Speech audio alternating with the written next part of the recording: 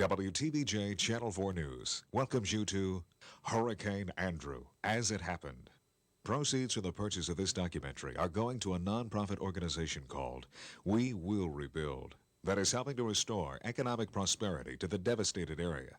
To make an additional tax-deductible donation, please call 1-800-551-1010. We thank you for the contribution you've already made to the victims of Hurricane Andrew. We also want to recognize our sponsors, Blockbuster Entertainment, Burdines, and Winn-Dixie. Their support was crucial in the distribution of this special program. I mean, there is no safe place in South Florida tonight. These winds exceed the building code.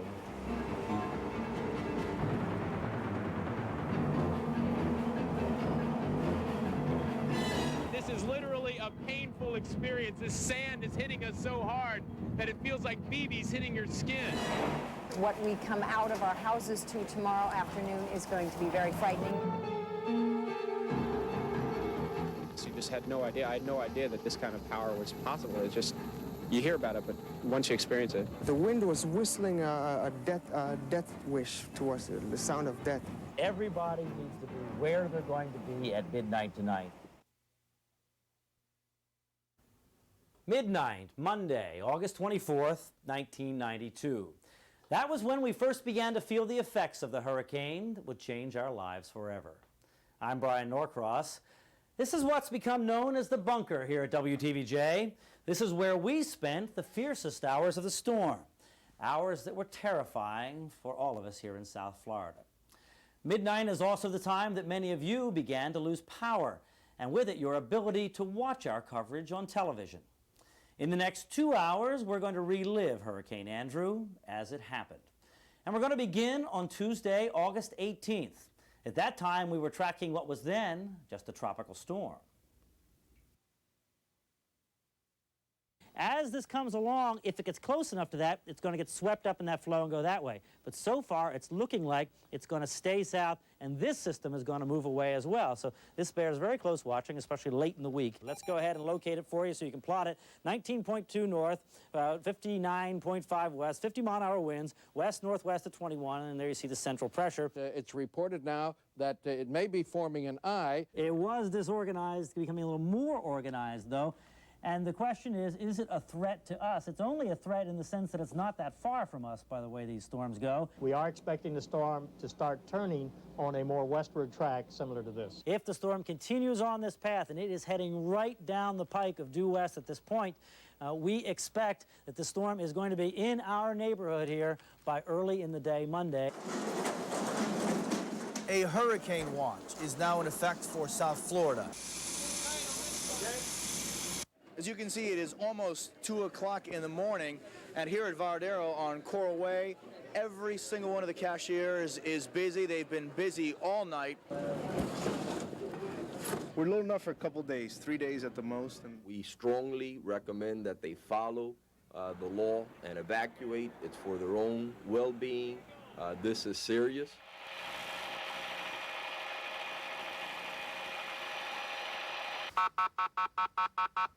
Hey, you surfers, everybody out of the pool! And when he said 150 miles an hour, I said, it's time to leave. You're in an evacuation area. What are you doing? Staying. Why? Why? I got 2 little dogs. I would not take them no place, and I don't, you know, they would die. They are pleading. They are asking any doctor, anybody with any medical personnel to go and help out in the shelters. Are you scared? Not really. Cool, calm, and collected. At Jackson Memorial Hospital, the hallways are lined with pregnant women. Now, let me say this to you. I don't think this hurricane is going to be as bad as they're drawing out to be. But why take the chance? The process of evacuation for South Florida should be pretty much wrapped up by now. It is just about concluded. We're expecting to have the winds start arriving very, very shortly. It's absolutely for sure. No question about it. It is going to happen tonight.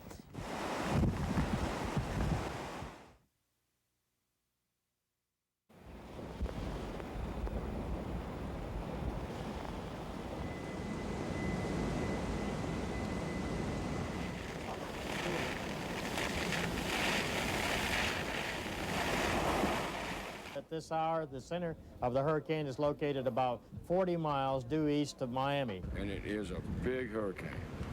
What do you think is going to happen to you when it starts blowing here really hard in a few hours? I'd say the wind's going to really, really blow friggin' hard. We've also been told now that they are experiencing heavy rains in the Fort Lauderdale area, so it appears now as we had anticipated. It's 11:59, in fact, it's 12 o'clock straight up. Well, we hit that one pretty good, didn't we? We sure did. It's been about 90 minutes since the buses stopped rolling in Broward County, the buses that were taking evacuees from the coastal areas to the emergency shelters. And it was about 30 minutes ago that emergency coordinators suggested people stop driving. People should have been to those emergency shelters or wherever they were going about 30 minutes ago. It's not safe to be driving on these streets anymore. Standing on the beach strip in Fort Lauderdale, it's about 7 or 8 hours before we will feel the full strength of Hurricane Andrew.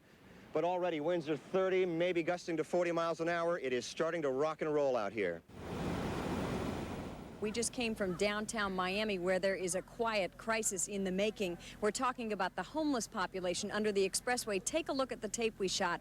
There are dozens and dozens of people still camped out in their little cardboard shanties. We have been told 4 county buses will go and pick these people up. The outer bands of the hurricane are now coming across South Florida. All police units have been ordered to return back to base. The ocean has begun to invade the land over here. We are standing right next to where the pavement begins at Highway A1A. Normally, the ocean breaks about 40 or 50 yards out there. As you can see, we're getting pelted by the rain. The winds have picked up. I'm having to support myself on this palm tree over here. We're just starting the long period of about 12 to 16 hours where we're going to experience the thrust of this hurricane. All right, do you have any, you want to pin down where this eye is going to come ashore? Well, it looks more and more like maybe even South Dade County. The center will be very close into the Cutler Ridge area, for instance, maybe the Homestead area, but coming right across to South Dade County here. And Brian, I don't know if I can hear the wind. You can hear it. Let's listen to it for a second, because it's definitely an ominous sound. And that's just the beginning.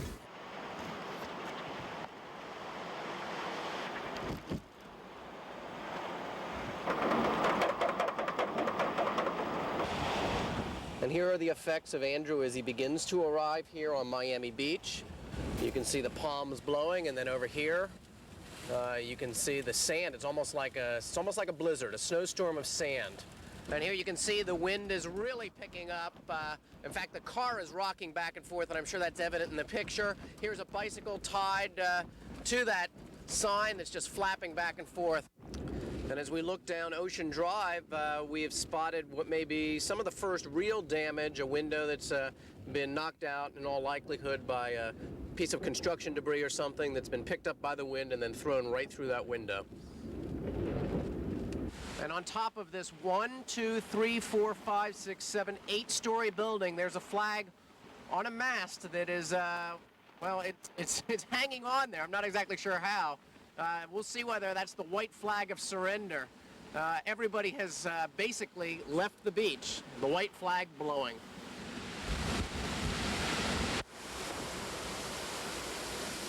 What is it like out there right now, and are you feeling a little concerned for your safety? Not really. It's an old building. It's been through a lot of hurricanes. We've got a wind meter inside, and we got 106 so far miles per hour.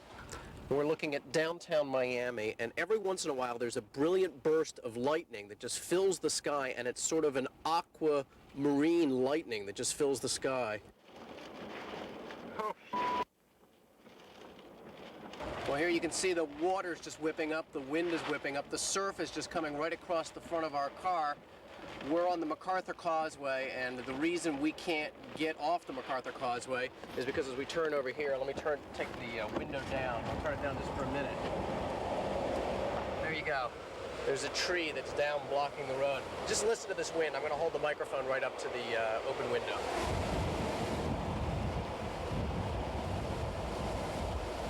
We're asking everybody to get into a position where they can be safe, not be moving about for the next couple of hours, because we're about 15 minutes away from supposedly the worst part of the storm. So we're asking everybody to kind of get a safe spot and hang loose. 22, live control. So let's try that. That's right there. I don't know what to do. I don't care. Drive. We may be into something here worse than what we thought. Just keep an eye on us, will you? I see you, man. Let us know what the deal is. This is a strange position to find myself in, but I'm laying on the floor of the car. My head's right up here on the seat. This is the reason I'm sort of sideways. We're underneath Metro Rail. The winds are gusting outside our car up to 165 miles per hour. The car is shaking as if there were 10 people on either fender bouncing it up and down. You can see the camera bouncing here. I've got myself in this position in case some debris were to fly through and maybe hit a window. At least my head will be out of the way. Photographer Steve Schneider on the other side there, you can't see, but he's in somewhat of the same position as me, other than the fact that he's somewhat taller than me. He's 6'5", so he can't get down quite as low. This is the one place, I guess, that if we have any sense of safety, it is here, simply because we are underneath the Metro Rail, right at one of the archways, and the car is just in between. So if anything does blow through here, hopefully it'll hit the cement stilts that are holding this up. Friends, it is going to happen now for Dade County. Now, once the storm goes even further inland, this intense part of the storm is going to go through Coral Gables, and it's going to go through Coconut Grove, and it's going to go inland into the Kendall area, and it's going to be very, very bad all the way west, as far west as this county goes. We have just been told that some people in Dade are beginning to lose power. Whatever dumb luck we had has ended here. The power just went out throughout all of this Hallandale area. That means that...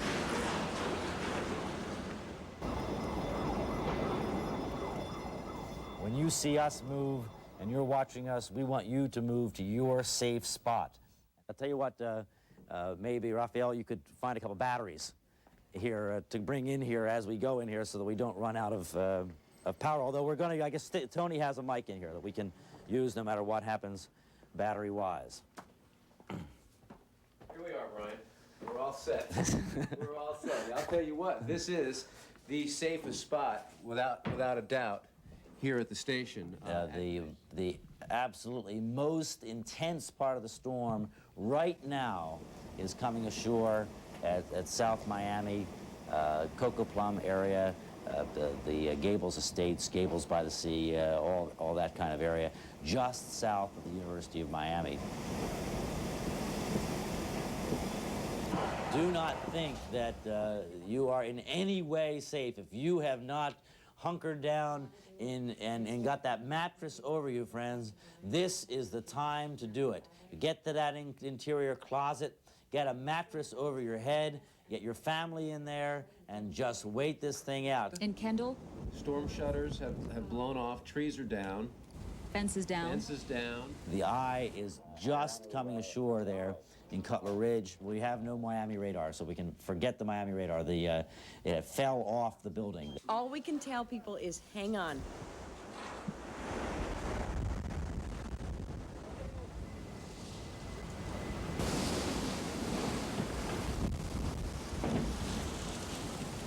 Our producer is telling us that we have an NBC reporter. Is it Bruce Hall? Bruce, go ahead, please. All right, a couple of things from the outside area of your building that you may not be aware of yet. You've lost a satellite dish out here. The fence that is around is now disappeared. What you're getting is a very hard driving rain that is coming in with gusts of wind. It is throwing a lot of debris and material around. To do this, I have to have another fella hold me here because the wind and the gusts just about pick you up. And that is the way it is. I've been through a number of hurricanes in a career with going through these storms, and this is among the third or fourth worst that I've ever been in. That would compare with Camille, Hugo, and Frederick, which went into Mobile in the mid-70s. Bruce Hall, this is Brian Norcross. Can you hear me? Yes, I can. All right, let me tell you that we can tell you with assuredness that here in downtown Miami, we are not in the intense part of this hurricane. The intense part of this hurricane is 10 miles south of us and covering the rest of Dade County to the south. Well, I don't know if you heard the report. We had Dr. Sheets on as they're trying to survive the storm at the Hurricane Center at this point. They had 152 mile-per-hour gusts And here we're estimating we're experiencing something on the order of 80 to 90 mile per hour winds in downtown Miami. So that's the kind of difference we're talking about. And it is a very significant difference. And while you were talking about winds of 80 to 90 miles an hour right here, and you're protected by some buildings occasionally in the downtown area, once you get up to 150, that is a major difference. And we can tell the effects of that as we see the wind and the rain and debris come through the area. And you can tell in certain areas, probably to the south as you indicate, it's got to be a lot more severe than this. Well, I can tell you with absolute assurance, we have people that have died. I mean, I say that just because we know what the weather conditions were like, and anybody there would not have survived along the bayfront in South Miami with those kinds of winds. Gee. I tell you, Bruce, You better get in. if you're out there for our sake, please come on in. You've made your point, and we certainly appreciate it, but we have no further need of your services out there. As Andrew's eye moved across South Dade between 4 and 6:30 that morning, windows shattered and roofs were torn off. Amazingly, even as their homes were coming down around them, people called in to be our eyes and ears and to find out if it would ever end. What are you experiencing out there, Ken? Well, Brian, we've had nothing but continual, relentless wind. We've had no lulls. We've had continuous wind. Right. I'm sure your power is out, right? Yeah, we're watching you on a battery-powered radio. Battery-powered television? Yes. All right. Obviously, your phone is very, very weak. Okay. So speak up as much as you can. All right, we've been pretty lucky out here. We've only lost one window, but every once in a while we can hear some tiles coming off the top of the roof. We've lost most of our landscaping also. Apparently, a lot of people are calling, just panicking and saying, how are they going to get through the storm? Something you can tell them to just let them know what it's going to be like and what they can expect in the next couple of hours. We understand a woman by the name of Madeline in Kendall is on the phone. Madeline, what's the situation there? Okay, we have a window broke in one of the rooms, and the door is closed, and they're trying to hold the door back because it looks like it's all going to cave in. All right, that's what you need to do. You need to do everything you can to hold that door in, Madeline. And you all get all your might behind that, because you need to stay in that enclosed room there and not allow that in. Those interior doors are not made to withstand it. What's going on now? No, we're in the bathroom. My father and my brother-in-law are holding the door. All right, well, as many people as you can get on that door, you need to do that, because you are going to experience this intense storm for a good while longer. So do the best you could do to give them as much help as you can there, because it is not over. It is likely to get worse again, okay? Okay, and how long? We have a long time to go, okay? We have hours to go here before this is over. It's going to be very, very difficult, and you're just going to have to decide, we're going to stick this out, and we're going to stick together, and we're going to make it through it, okay? Okay. You know, it's chilling that the things we just sat here and talked about a couple hours ago are happening in almost precise detail. 164 miles per hour is what the winds peaked out at the Hurricane Center. 164 miles per hour. Over there, we have just left the Metro Dade Aviation Center. This is a privately owned building where planes have been turned upside down, torn apart, the wings destroyed on this particular private plane. Many of them just completely out of commission for a long, long time. Hangars destroyed, equipment everywhere. This is total devastation here at Tamiami Airport. By no means are things back to normal.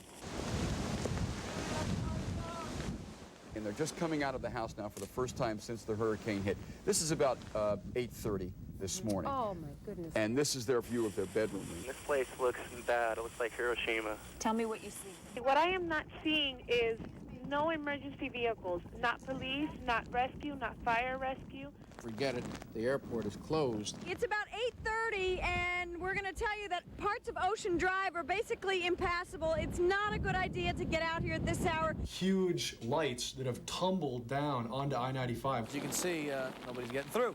And nobody's going to get through for some time. canceled all elective surgery for tomorrow. There is now a boil water order. There are cables lying all around the streets in South Florida, and you don't know if they're hot. They're telling us at the station that you should not be going in your car to go check on people. The storm is not over, the roads are not cleared, and it's really not safe. We have an update. Unfortunately, I'm sad to report that the death toll from Hurricane Andrew is now up to 8. 60% of Broward customers of FP&L have been left without power. That's 425,000 customers in Broward. In Dade, the number escalates. It is 600,000 customers. 72% of the entire Dade area has been left without power.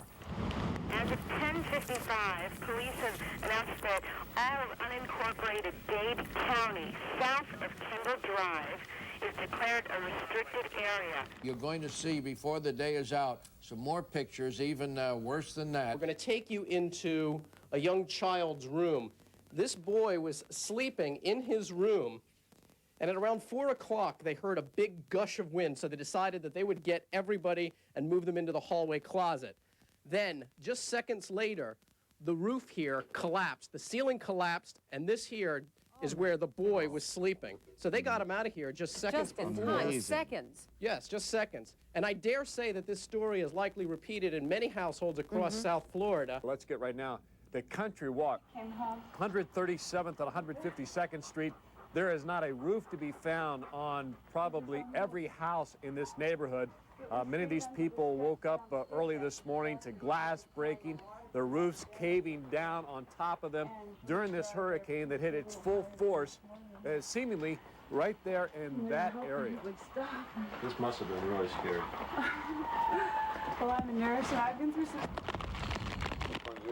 Right next door. There you see some of the roofs that have caved in, and this is just some of the people that we talked to. The kids were saying, "Mommy, what happened? Why is God doing this to us?" And my husband was holding the roof. My father-in-law was holding the roof.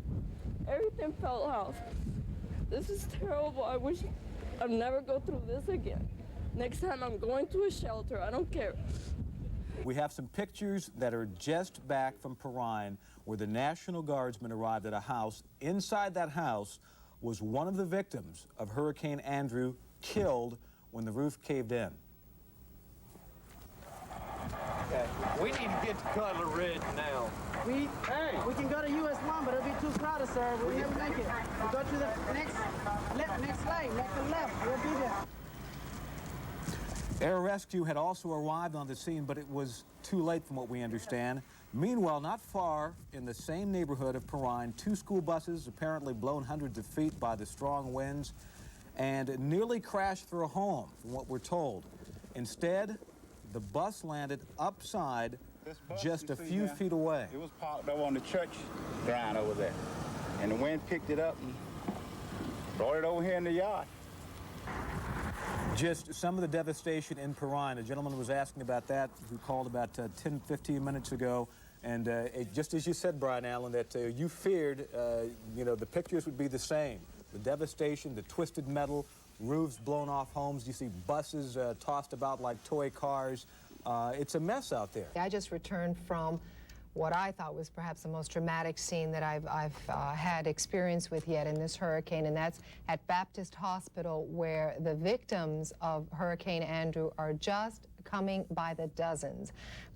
During the time that we were there were 50 people crowded into the emergency room at Baptist Hospital. There you see some of the patients arriving, and this little boy, this was a tragic case. That mother was huddling him in bed, said she doesn't even know how it happened. He had a hole in his head. It's very graphic. It's so difficult to talk about, and I know you as a mother, Teresa, feel it. I was moved nearly to tears just seeing the scene at the emergency room. It's not only the bumps and the bruises and the cuts and the fact that a lot of the people had to walk themselves and drive themselves to the emergency room because rescue crews couldn't get there, but it's also the fact that they feel like they have been through the worst times of their life.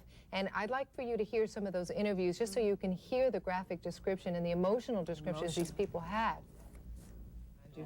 In our neighborhood, it really just went right down the street, took off roofs, blew out windows, overturned trees. It's it looks like a war zone. All you hear is things crashing, and you're going, oh, God, what was that now? You know, and you're huddled in the bathroom, and you got the little radio on trying to hear what's going on. 2x4s flying all through my house. I've lost everything I had. You lost everything? My house is a total it's totaled. How did you hurt yourself? I don't know. I really don't. All I know is at one point I turned around to check something out, and I probably hit something sharp or something, but I just don't know. I've lost all thought about everything, about what happened. I just all I wanted to do was protect myself. Just save your life. That's all. There were many residences like that where the roofs had simply been blown apart by this hurricane. Also, in the same neighborhood, we talked to a young couple and their daughter about what the experience early this morning was like. It was absolutely terrifying, especially when we heard like the tiles coming off the roof, and you know, so tempting to look outside and see, but of course we didn't. We had everything pretty well battened down. Where did you sleep? In the closet, and the fence flew down. Tell me what you were thinking last night. That our house was gonna break. And your house kind of did break. Yeah, kinda. But what was it like sleeping in the closet? What we do? We went what? Camping. Camping. Did you go camping? That's good. Camping in the closet. And when you were scared, what did we do? Hold hands. We sat in the closet and held hands. Well, they held hands and they went camping in the closet. I guess that's probably for a 4-year-old the best perspective for what a hurricane's like. Fortunately, she and her family did just fine, as did most of the folks in this neighborhood. A lot of damage, but very few injuries and no deaths in this neighborhood that we know of. Once we can get Sky 4 up in the air to really start to focus in, you're really going to be surprised by how much damage there really was. We understand right now we can perhaps get the first look at what's going on up in the air from Sky 4. Rob Pierce, are you with us right now? Yes, I am. We have Buddy McKay on board the helicopter with us. Also, Linda Shelley from, she's the head of the Emergency Operations Department. We're going to look to show you some of the devastation down here at the Dadeland Trailer Park. You can talk with both Buddy McKay and Linda Shelley and ask them questions. Mr. McKay, I saw the wide shot, the wide view just before our photographer Rob Pierce zoomed in on some of the tops of some of these buildings. What is your initial reaction? When I saw that, I gasped. Well, we've been gasping also. This is incredible. It has just flattened this area. I had seen the other surrounding areas, and clearly there's been a lot of damage, but this can only be described as total devastation. President Bush, as we have made an announcement earlier, is going to be arriving sometime around 5 o'clock this afternoon at Opa-locka Airport. What is the governor going to tell President Bush? Well, I think all President Bush has got to do is take a look at this. Nobody will have to tell him anything. This is absolute devastation. If they're going to declare any place in America a disaster, it would have to be this one. There are concrete telephone poles lying on the ground, and there's just nothing but little bitty fragments of what used to be mobile homes. Okay, Rob, do us one last favor. Just give us one last look of this area. And is the devastation as far as you can see with your naked eye? Yeah, look at it. It's as far as we can see. I mean, there's an area out here that things are looking a little better, but look at this. I mean, the roofs of the houses are gone, and this is a good mile away. Yes, I'd have to say where you see a house with a roof that's even partly there, it's in pretty good shape. I mean, look at this. I mean, this alone tells you the strength of the storm. It just whipped this house right apart. What about rescue personnel? I mean, do you see emergency vehicles in there, ambulances and the like? Not a lot right here. I'll tell you what, Tom, as I worked my way down to pick up this helicopter, there were a lot of people on the road, needlessly on the road, just to get a look at what's happening. That's slowing down emergency vehicles tremendously because they can't get around. We can't urge enough for you to stay in your homes or stay in the shelter or wherever you're at. Don't go out sightseeing at this point because emergency crews and cleanup crews have got to be able to get around. Sky 4 is over to south of Tammy Airport at 500 feet. Rob, Brian Allen, one quick question for you. As a guesstimate, 90% of structures in that area damaged? I almost have to say close to 100. What about you, Mr. McKay? I don't believe I can see a single, I don't see a single structure here that doesn't have major damage to it. As you can see, a lot of flooding over here. Look at the street. Right. What that is that's not heavy rain, and you can see the sand, see all the dirt up in there. You're absolutely right. That's the ocean that has come in there in this storm surge that came across. There you can see the incredible damage. How many feet would you estimate at this point by looking at some of this? Well, as far as the it seems to me that we have evidently didn't have quite as large a surge over the whole breadth of, Brian, look at this. Look at this. A boat in the pool. Ooh. Well, there's a classic shot. Photographer Rob Pierce is in Sky 4 over Miami Beach. I understand they're getting ready to open the MacArthur Causeway, and folks are heading back. And boy, look at that! Wow. Teresa, look at this. Certainly a huge traffic jam. Ooh. As we work our way around and swing around. I can't show you all the way over to the beach, rather over to Miami, but there is a significant traffic jam here on Watson Island, the MacArthur Causeway. People obviously trying to get back. Needless to say, if you can avoid coming into this mess right now, do it. Let me pan over here and show you this other side here. You can see how literally backed up it is on all the bridges, including the Julia Tunnel, which we flew over just a couple minutes ago. Now we're at Homestead Air Force Base. That's right. What used to be Homestead Air Force Base, I'm afraid. Look at this. We're going to work our way around here, and you're going to see some planes here that obviously felt the brunt of it. There's every building here looks to have sustained major damage here, and as we work our way around here, you can see that looks like that was a hangar. Yep. For the fighter jets there. 200 units, we were told last night, were destroyed. Housing units were destroyed at Homestead Air Force Base. I think so. That's what we saw just a moment ago. We're being told that's an F-16, Brian. An F-16. Mm-hmm. Brian, it's like someone dropped a bomb on this area. I just can't even conceive it yet.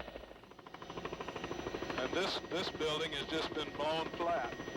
Look at that. Oh my God. Do you know what that building was? Any idea what that building was? It's hard to say. It looks like maybe some type of warehouse structure, large panels, not much.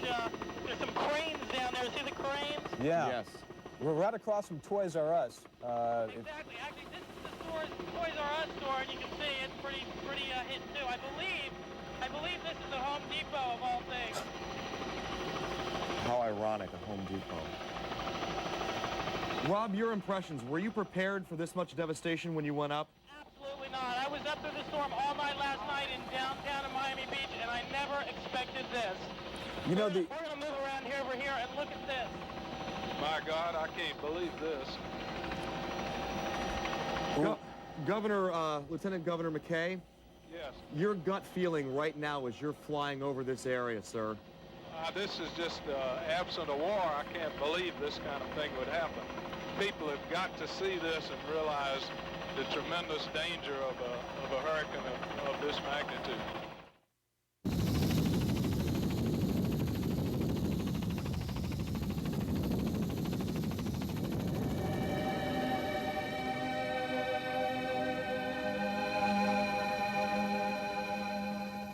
It was very emotional. We were in an open helicopter, so it was very clear to see. I did not see any home, not one home south of Kendall Drive that didn't have damage to it, extensive damage. There were numerous homes that were down to the ground. Most of the homes had roofs were gone. It's just almost unbelievable. I've never seen a nuclear attack before, but that's what I would envision happening.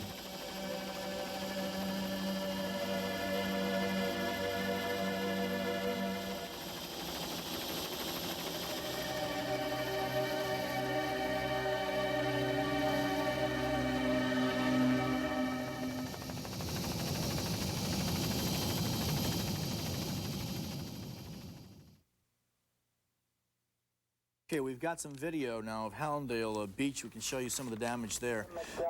This is driving down Hallandale Beach. Again, it's the same scenario. The trees down, the street signs down, rain again, traffic lights down, some electrical wires. They don't look like they're down. They look like they could be coming down. if something fell against them right there. It's about 14th Avenue Northwest, if I saw the sign correctly there. And just some of the damage on the canopies around some of the buildings have been ripped out. Some of the phones have been actually dented around. And some of the stop signs are down on the street, and some of the fish are down on the streets as well. So I think that was more likely from storm surge from anything else. I'd like to, if we have any more photographers going out like that and they find a fish or something like that, if we could try to get a relationship shot to at least show from the edge of the water as to where they find it. Yeah, that's because we're still waiting for some storm surge information.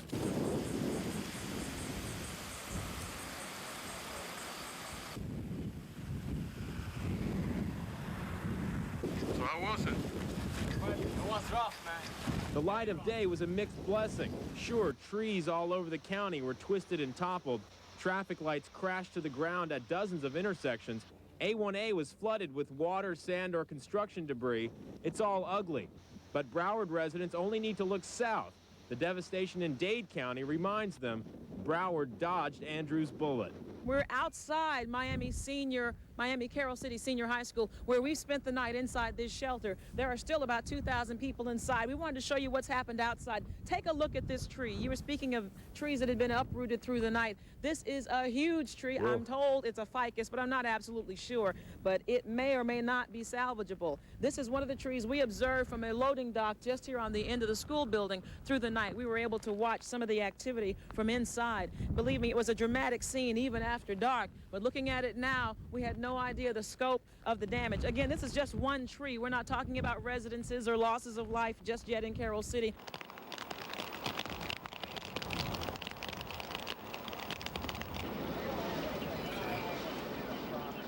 Surprisingly, damage in North Dade was limited to downed power lines and uprooted trees. Residents there say Andrew made an impression on them, too. I looked through the window, but I didn't come out at night. Because I thought I had like a lot of damage on the fence, but it was just like busted open. So I can kind of repair this myself. I got a lot of down power lines right here. Watch those. Then the trees. I had just gotten out of the in bedroom and moved to an inner bedroom. And then I heard the boom. In some places, Andrew's wrath was more apparent than in others. Here at a strip mall at Southwest 184th Street, the hurricane tore the roof off the building, leaving thousands of dollars worth of merchandise exposed to the elements and to looters. Even though the hurricane wiped out plenty of real estate in Southwest Dade, we found one woman who lost her home but was still able to put it all in perspective. What are you gonna do, you know? I mean, it's like everything. I lived there all my life. I was born there. I mean, it's like pictures came off the wall, portraits, family pictures. Everything is just, you know, nothing. All the couch is in the pool. For the record, Smallwood admits she has homeowner's insurance, but she's especially pleased to have survived the big one with her family, if not her home, intact. You don't have no clothes to wear? Are we trying to see what we can get now? Many people who live at the Quail Roost Mobile Home Park in Southwest Dade returned today to see what they could salvage. People like Nayurka Fernandez. I just wanted to know what's going to happen to the people that don't have anything, that now they're like practically on the streets. Even though a lot of people have been left wondering that, in the wake of Hurricane Andrew, there is no easy answer. We got each other. We got our lives. We got the Lord. So much to be thankful you for. know, We got the Lord. There's people that lost their lives during this. This house is on 197th Avenue, just west of Chrome Avenue. Let me tell you what happened here this morning. When the storm hit at about 5 o'clock, there were a dozen people huddled in that home. The home started to come apart. So for some reason, the people thought they'd be safer if they all ran to a utility trailer.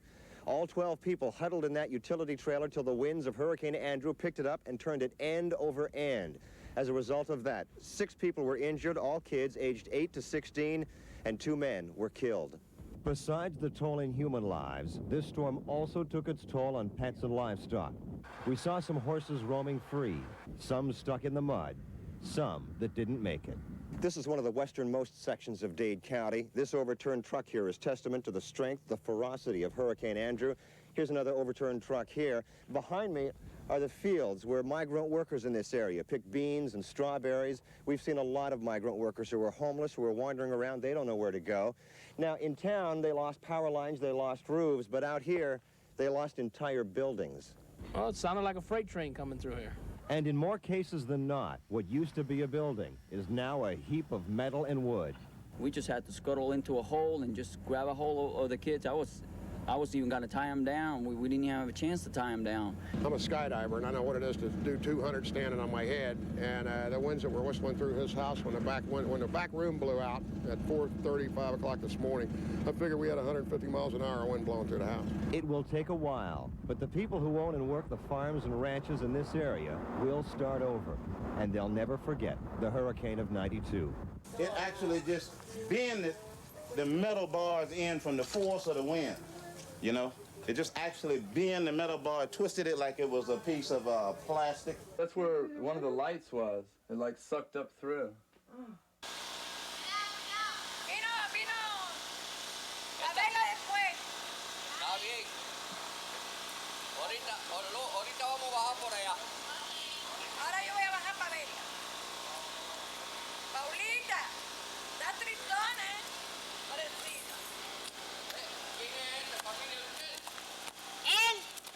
A man was holding his daughter very close to him, and through the window a piece of plywood fell and hit her directly and killed her as the man had her in his arms.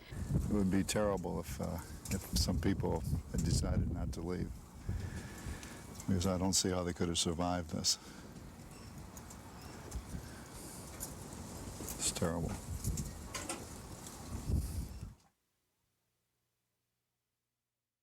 As long as I live, this is the worst thing I've been in.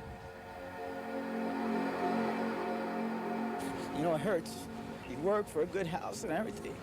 One day, you don't have nothing.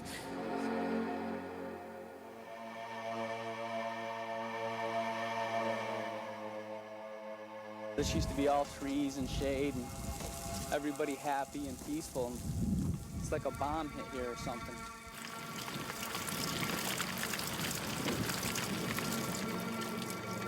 I don't understand how all these people are alive. You know, it just doesn't make any sense that these people didn't get killed. She wanted to run out the door, and I grabbed her and said, baby, you can't go out there, because if you do, you won't make it.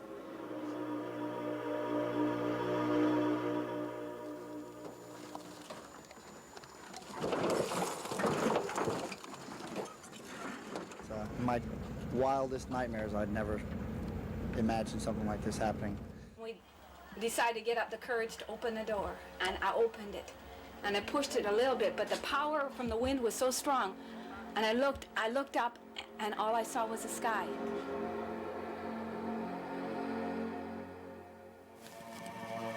Pictures of the family. That's my niece and my great niece.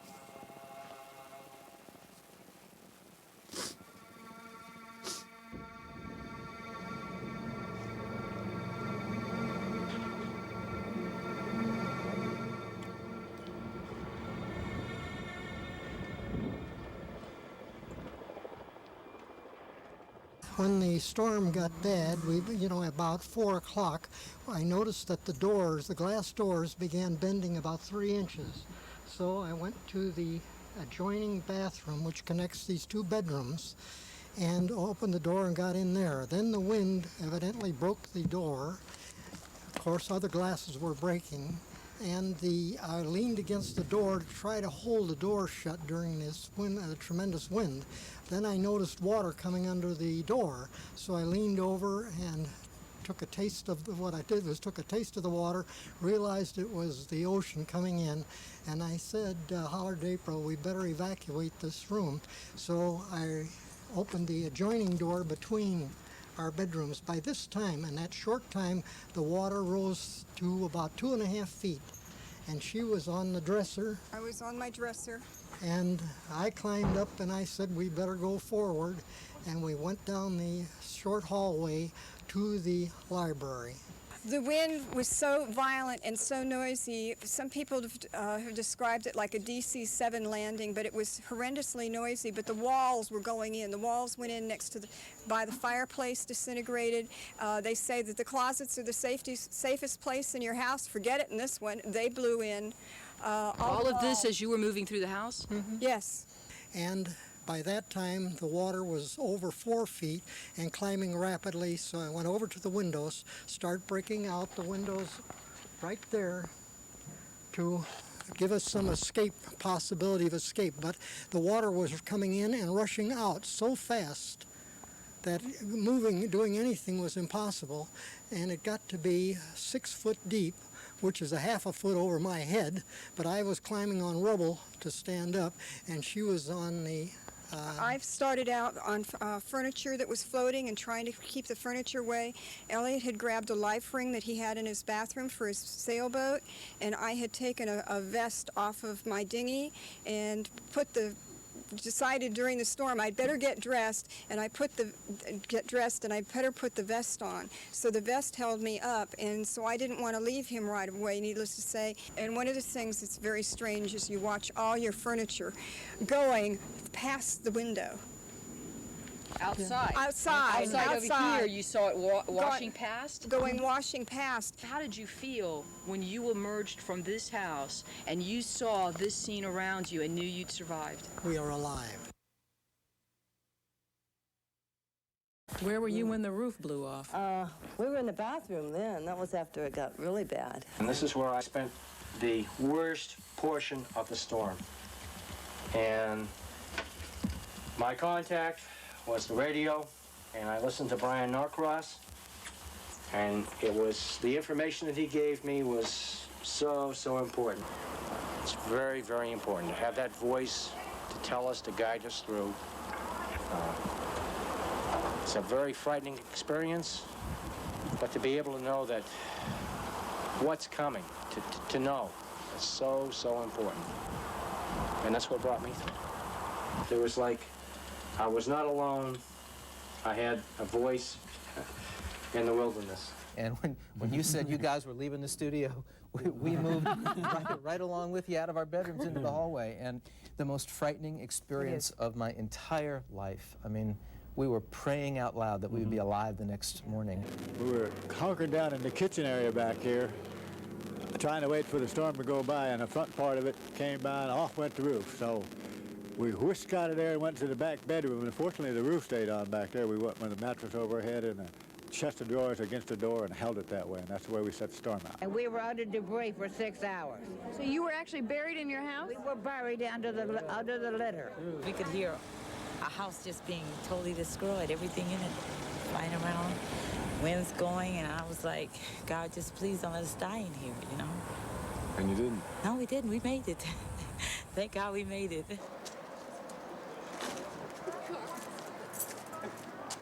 You're laughing through this. How can you be laughing when something like this? I don't know why. How can I do it? I live here. I can't do it. Were you inside when the? No, I left the last the time happened. Right. Yeah. At least you're alive. All my life happened at the house like this, and now no more. I don't know how to do that. You have insurance though, right? Yeah, I have insurance, State Farm insurance. Yeah, I think he can help me. They can help me. It's terrible. Yeah, it's terrible. Yeah, that was 100%. Yeah. We can use it.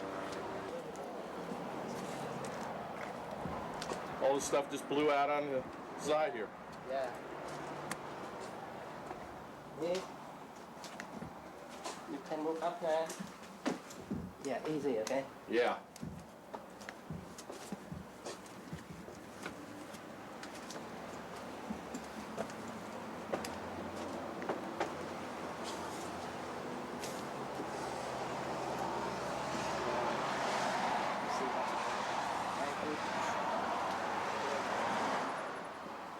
Put everything into this. All your life savings, right? Yeah, all my life savings. Put everything, every money in the house. Everything. Now everything broken. You want to see where we were when all this happened? Yeah, I sure would. Well, about 3 o'clock, my daughter and I heard the front doors flash open. So we came down here and tried to shut them back. And as we were holding the doors, these two side windows burst in. And then we went into, there's a closet down here. Yeah. Watch all the glass. This used to be a nice house. My 3 children and I, we stayed in this closet here underneath the stairs. That was our refuge. That was it right there? That was it right there. We couldn't go to the garage because our garage door flew off and the side door to the garage also flew off. So that was our only refuge in this house. That had to be absolutely frightening to be in there. That was beyond frightening. That was a supernatural experience that scared us beyond explanation. The upstairs is demolished. We can't even get upstairs. I can't get out because my car keys are lost someplace upstairs, and you can't navigate through to go look for anything. How about your kids? My kids? You talking to them? They're petrified. They prayed a lot. They're petrified right now. They're really not talking because they don't really know what we're going to do. Just waiting for Mommy to come up with some solutions, which she doesn't have right now. This is it.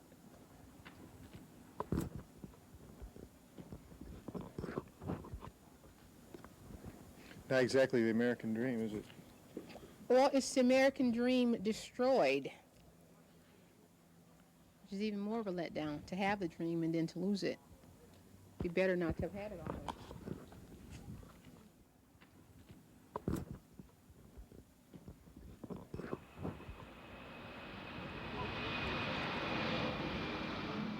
Now, Air Force One is now landing at Opa-locka Airport.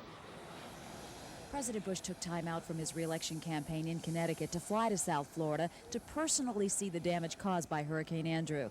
The president arrived aboard Air Force One at Opa-locka Airport and climbed to a Jeep Cherokee at the airport. They just arrived here at the Cutler Ridge Mall.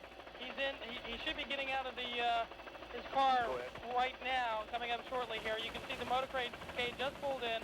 Obviously, he wants to tour this area and get a look at what's going on. He was accompanied by U.S. Senator Connie Mack and the chief of the Federal Emergency Housing Administration. Among the devastated areas Bush stopped at Cutler Ridge, where he promised federal help. The people of Florida who've been hit awful hard, you are going to make it, and all of us want your help. Now that you've very moving experience.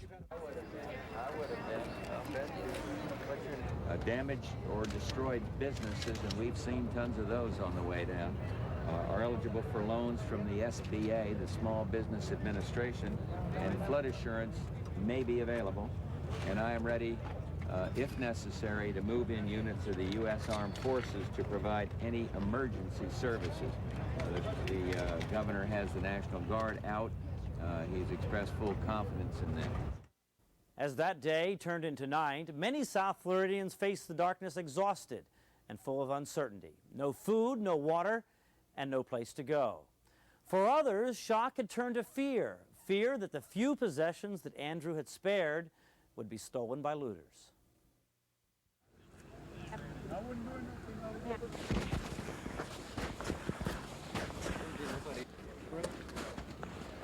This is certainly where the worst of the destruction is, here in Cutler Ridge in South Dade County. Behind me you can see a Specs record store, which is completely demolished by the storm. Over here is a Holiday Inn that, as you guys have been saying, looks like it's been air bombed. That was Governor Childs' words. Looks like a war zone. In fact, it is a war zone here. You've got the National Guard, some 1,000 troops here in South Florida. And they're here for a reason. Let me show you for just a moment, and I'll just wait to tell you what this is. It's a confrontation between a suspected looter and the National Guard. Stop fighting. Stay down, man. Take the gun. Get the gun out of here. Get the gun away. Stay down. Hey, hey, hey. Hey, give me the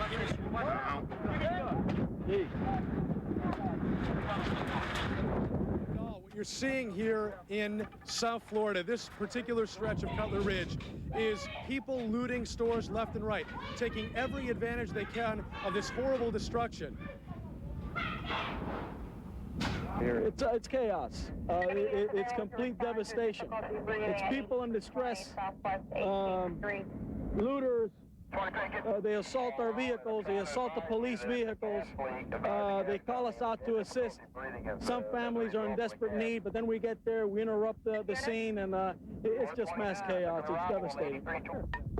No, come here. What are you doing? Hey, it's everybody over there. Yeah? Everybody's looting, man. Why are you looting? Hey, I don't know. Why are you having your son loot with you? Not my son. Well, why would you have this little boy? I ain't tell that boy to do nothing. He did it himself. You think this is what you ought to do in a situation like this when hundreds of thousands of people might be, you know, their homes are devastated and you're looting? What? You want me to take it back? Yeah, I do. Okay. I'll take it back.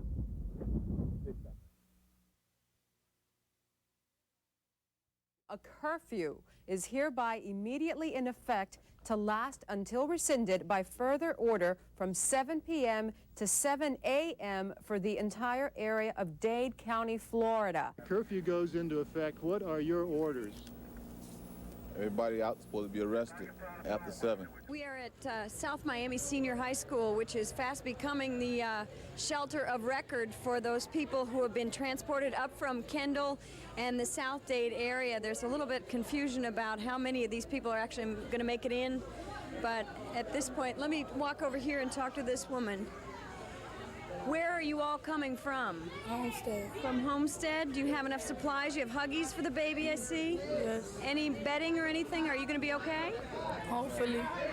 Do they say there's room? I don't know. I just got here. Where did you spend last night? We spent it on the hurricane. We spent we was inside of a bedroom and the whole roof blew off. We ran inside the bedroom. Yeah, it was really bad. All right. Terrible hurricane. I don't never want to go through it again. Let's see if we can skirt through here, but they are trying to get all of these people registered at this shelter. They need to have a record of who is coming in and where they are coming from, and hopefully the supplies will hold in this shelter. Where are you from? Homestead. From Homestead? Are you okay? ¿Todo está bien? No. La casa? No casa. No home? No home. No home. My daughter. What happened to the house? It collapsed. The whole roof came down, everything came out. Were you guys inside at the time? No, we were at the shelter at the time. Okay, and then they moved you into this shelter tonight? No, we were here since yesterday already. Okay. You have enough supplies and bedding and all that? Yeah, pretty much. We got everything. Hang in there. The last of the buses has arrived at South Miami Senior High. We are told this place can accommodate 2,000 people, but I just spoke to the principal of the high school, and she says they don't have the supplies to accommodate that many people, and I'm still watching them come through the door. I think a lot of people are just going to kind of have to camp and call it a night here because there just simply is not enough some of the supplies to go around, so that's the situation from here. The sun sets on this day. I'm sure it's a day that not many people are going to forget that went through it.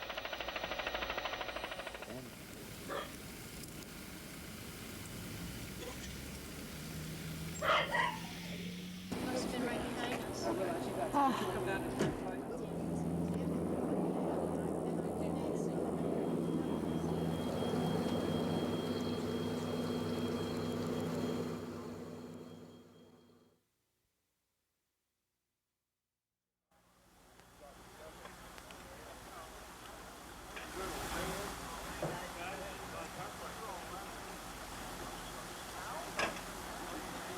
Good morning, everyone, and welcome back to Channel 4 News. The day after Hurricane Andrew strikes. They did some search and rescue last night. I understand that went to a nursing home and they recovered some folks there and made sure that recovered them alive. Well, we understand there were a couple of fatalities there. Well, you don't know. It's hard to know here because there is no lines of communication. So how do you check on somebody in areas out here that we can't get into yet because of the flooding? The trees are down, the lines are down. Telephone poles are across the roadways and you can't get to them, and so it's just a matter of time. We've been up in the air and searching and stuff like that, so you don't know what we've got to look forward to yet. Go find him. Check it, Sam. Get in there. Well, right now we're checking a pile of rubble. It looks like it was probably either a bathroom or maybe part of a kitchen, which is an area that a person may have been in when this occurred, and waiting for the dog to give me an alert and to show that she smells the scent of a human. Or a lot of times it's the scent of some clothes that were freshly worn. Check. Good girl, check. As every minute goes by, if there's somebody that's trapped, somebody that's injured, their health's going to possibly get worse. So we're trying to use every possible minute and second that we've got to try to locate somebody that's injured and take them out and help them. Sam, check it out. Good girl. Carl. Easy. We got 12 confirmed deaths now just reported here at the Emergency Operations Center through Metro-Dade Police. 12 people dead now as a result of Hurricane Andrew. For those in the path of Andrew's most intense destruction, life had been reduced to the most primitive of conditions. Dade County, south of Kendall Drive, was a different world, a world so tragic, so bizarre, that it seemed unreal. It was a world that brought out the best and the worst in people. It was a world that hovered on the edge of anarchy, and where heroes walked every street.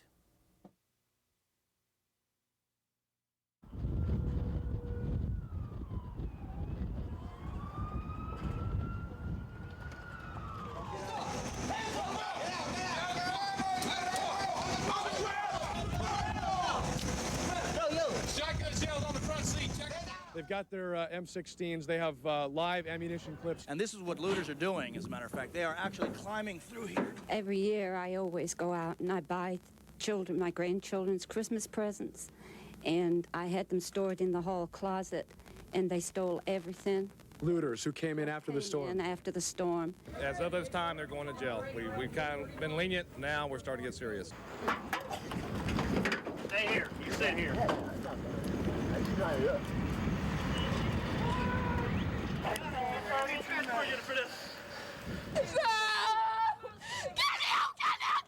Why are you looting? None of your business. I don't feel sorry for you because I don't have food in my house either. I don't have water. I don't have a roof. I don't even have a car.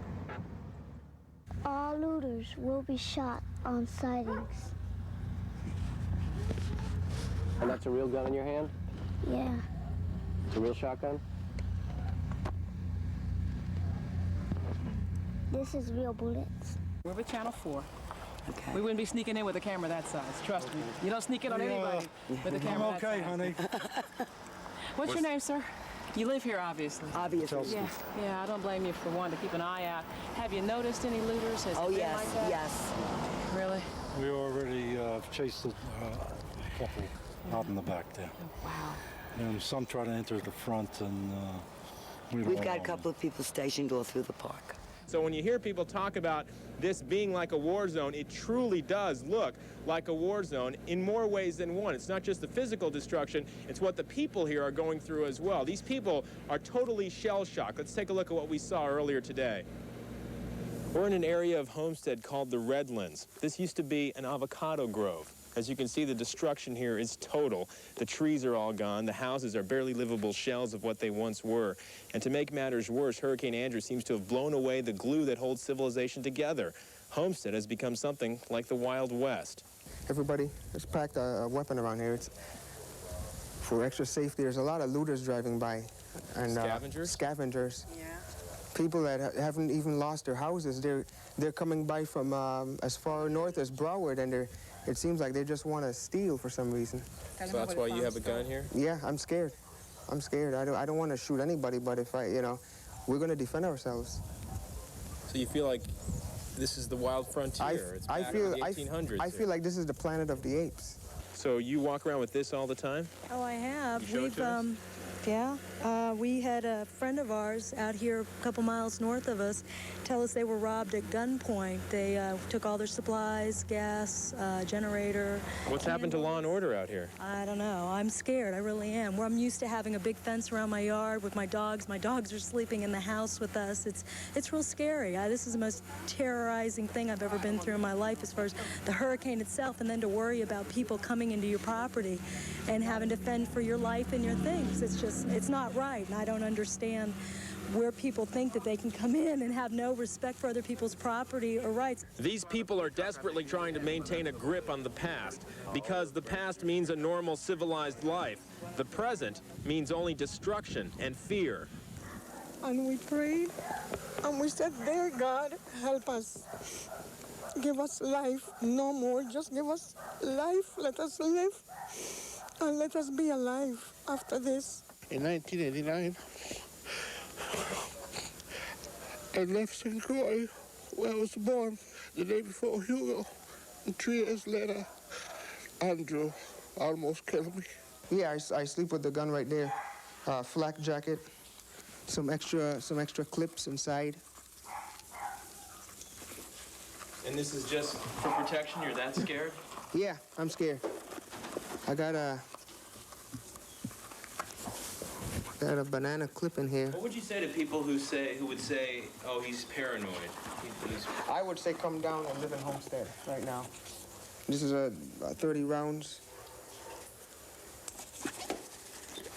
I got another one in here. I would say come down and spend some time in Homestead, and pretty soon they'll be packing guns too. I keep thinking I'm going to wake up from this dream, and I'm not waking up. I haven't slept since the storm. It's horrible. The wind was whistling a death wish to us, the sound of death, like the Grim Reaper was right at the front door. I don't feel like living here anymore. I mean that, George. I wouldn't buy a fence.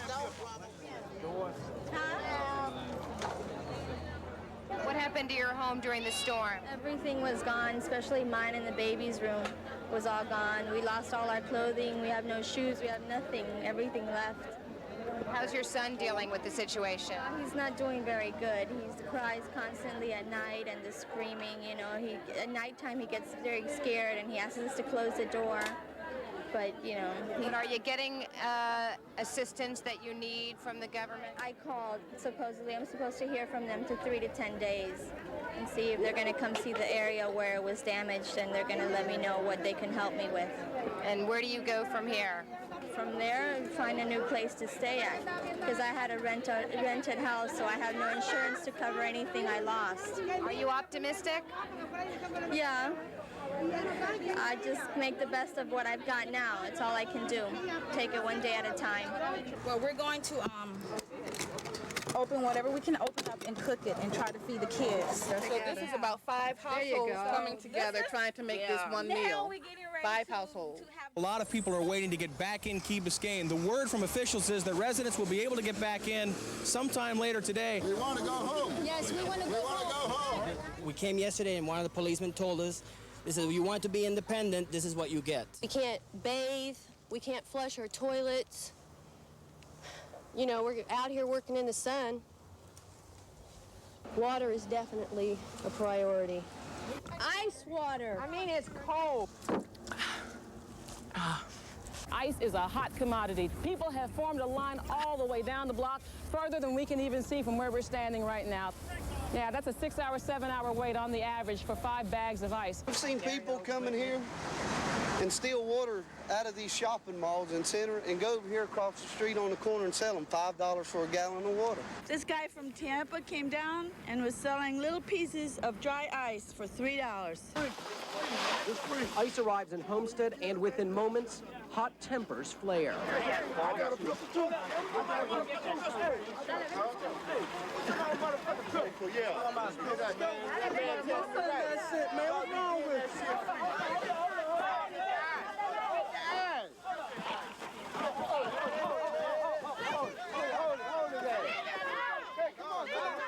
When these vehicles do arrive in your area, please don't mob them. Please act in an orderly fashion, or else they won't let us bring you anything else.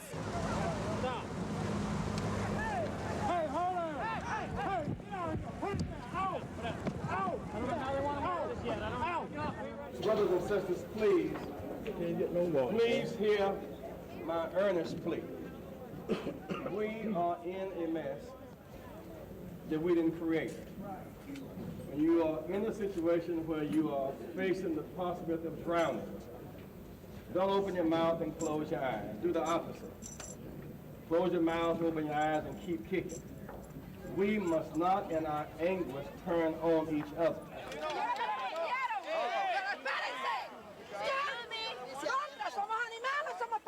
We've run out to Tom McCarley. There will be more later today.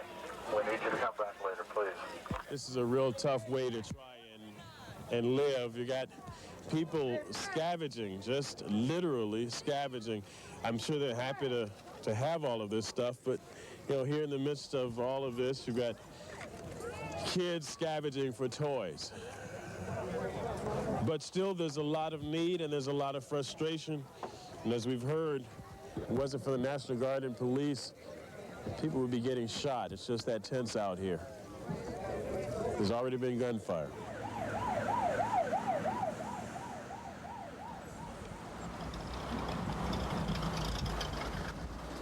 Traffic is a nightmare heading into Dade County. Heavy delays on the Palmetto Expressway. It's already slow around the big curve, and it continues slow down to 103 Street. Some intersections have signal lights, some of them don't, some of them have stop signs, some of them don't. These are folks who want to head to the Keys, and we're estimating, and I'm going to be kind here and say that this is a 7-mile backup. It probably is longer. The county manager last night asked all non-essential county employees, ones who have not been assigned emergency duty, to report to our traffic control center. We're giving them brief training and assigning them to direct traffic physically at those locations where traffic signals are not working. Get out of the intersection. Are you having any problem with the people obeying you? Most of them, once they understand, well, we got our signals clear, they understand what we're doing, they're doing it. Wait. Let these two by. Make sure you do your gas mix right, because if you don't mix it right, it'll burn out. That's the reason all the people are doing themselves.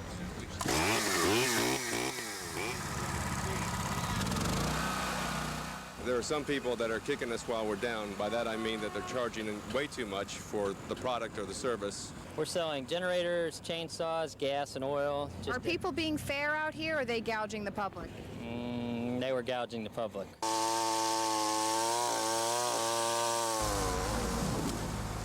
We're at Kendall South Boulevard and Southwest 103rd Avenue. I believe this is 103rd Avenue. Take a look at the devastation over here. You can see all the trees are gone. And Kelly Craig said something earlier that was very apt, and that is you never really, perhaps, realize how beautiful trees are until you end up in a situation like this where they are all toppled and the beauty of the neighborhood is ruined. No, we can't save this. All of this has to be removed. These trees will never grow again. We've been taking this down for 3 days now. It was the biggest tree in South Miami over our house. It destroyed the roof. We're on Old Cutler Road now, where the canopied trees used to provide complete cover. You could barely see the sky, and you can see there's not much left of that canopy. Some people we've spoken to suggest it could take 10, 15 years for these trees to grow back the way they once were. These trees were in this grove for 15 years. It was a producing grove, a good grove, made good quality fruit, and made a lot of jobs for people.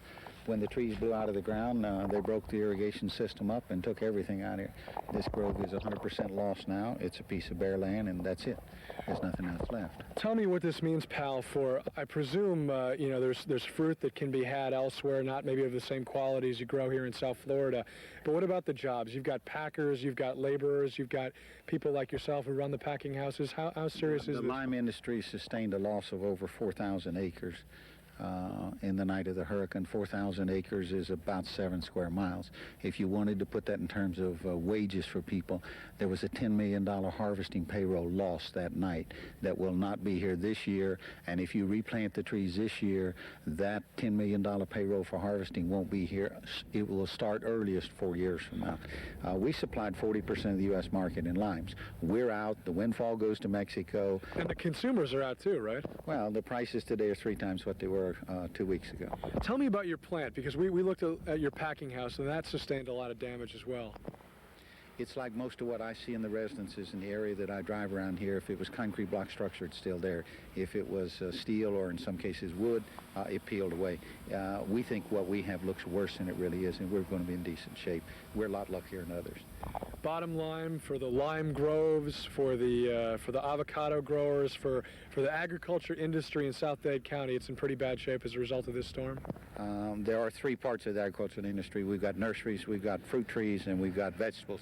Except for a few tropical vegetables, nobody had any vegetables in the ground. That's a wintertime crop. They'll start planting next month. Nurseries are absolutely devastated. Groves have been hammered down for avocados, no real crop for 2 years. Mangoes, no real crop for 2 years. 2/3 of the lime industry, if you replant it, you start harvesting again in 4 years. So I don't know what's going to happen with the grove industry. The jury's not in yet. We'll wait and see.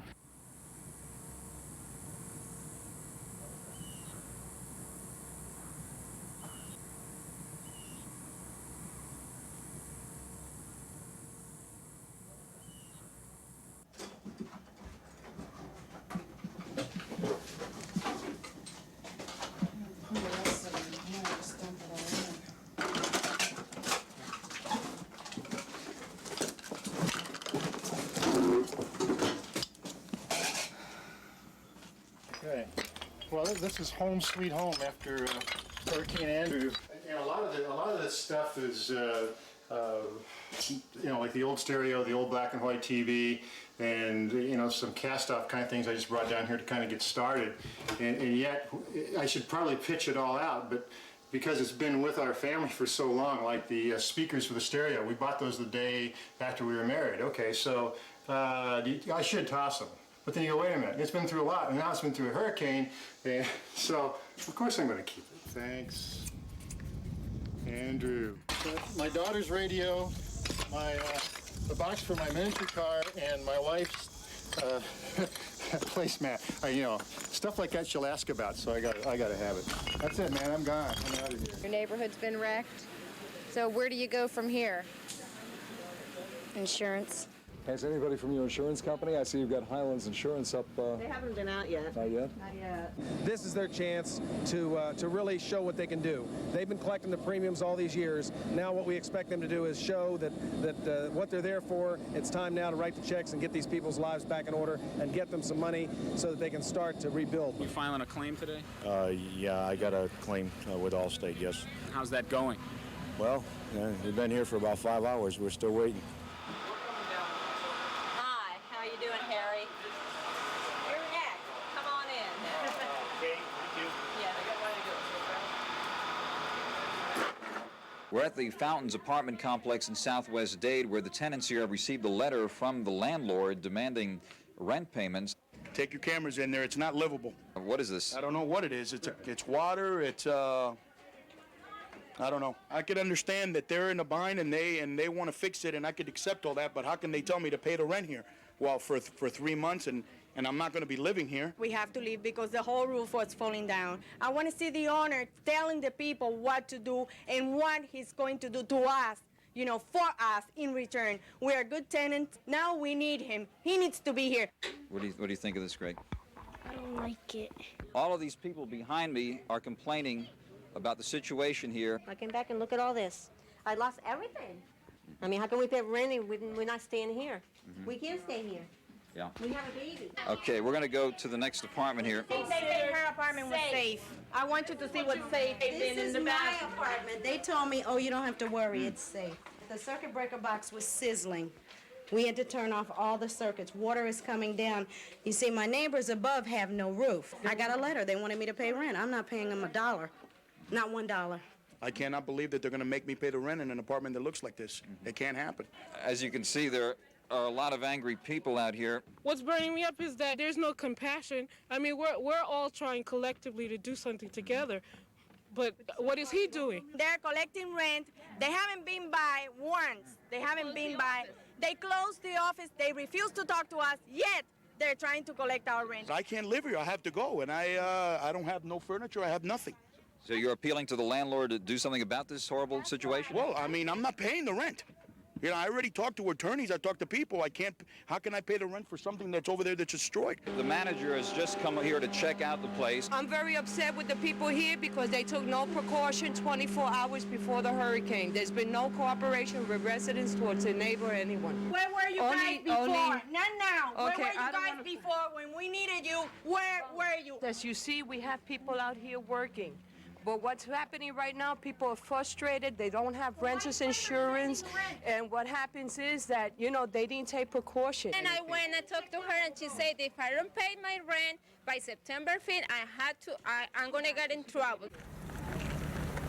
Oh, no! Oh, no! The hospital, set up at Homestead Middle School, looks like a scene out of MASH. Doctors, nurses, and other volunteers attending the injured, amidst what one physician described as organized chaos. We're dealing a lot with the heat stress and cardiac arrest problems, people that are suffering from heat fatigue. So they're just dying now after all of this? Yes, ma'am. We've had probably 3 or 4 yesterday, and we've had a couple today so far, just in the city of Homestead. I think it's a terrible mess. The same thing. And everything else. No insurance. No insurance. My car is devastated. But I'm not the only one. There's quite a few people that are going through the same thing. Look all around. It's a very lost feeling.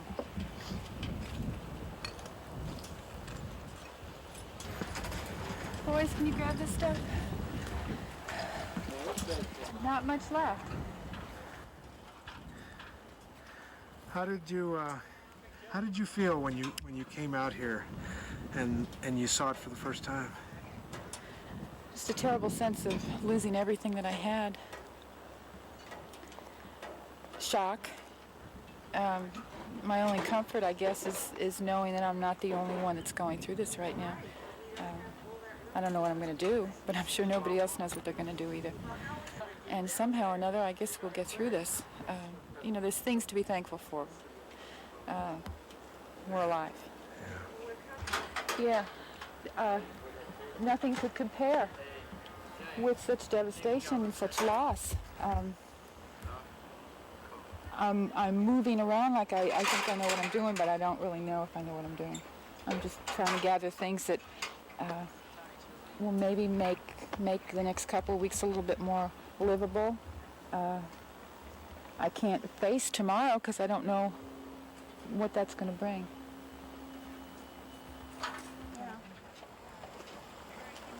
I just could not believe, I knew that there was going to be windows out, and I knew there was going to be roof damage, but I never thought that I would see just a flattened... Well, they said that there were some tornadoes afterwards. Oh, that's where you're going, Port St. Lucie? Yeah, we don't have anywhere else to go. Neither one of us had insurance on the mobile homes.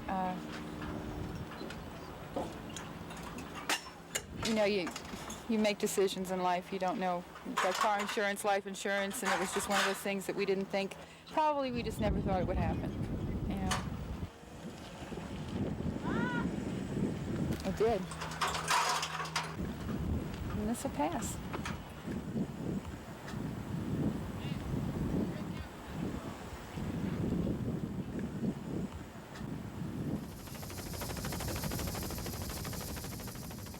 I have a 24-foot sailboat that I left on a mooring off Dinner Key, and I went out yesterday morning and it wasn't there, so I'm trying to find out where it went. I'm hoping it's up on somebody's lawn. To show you the power of the ocean, the rising ocean during a storm, all you have to do is look at the backyard of this house on Old Cutler Road, and you see the Seaward Explorer. I've been in a couple of blows, but this one just kept on going. The water came up to the bottom of that lamp there.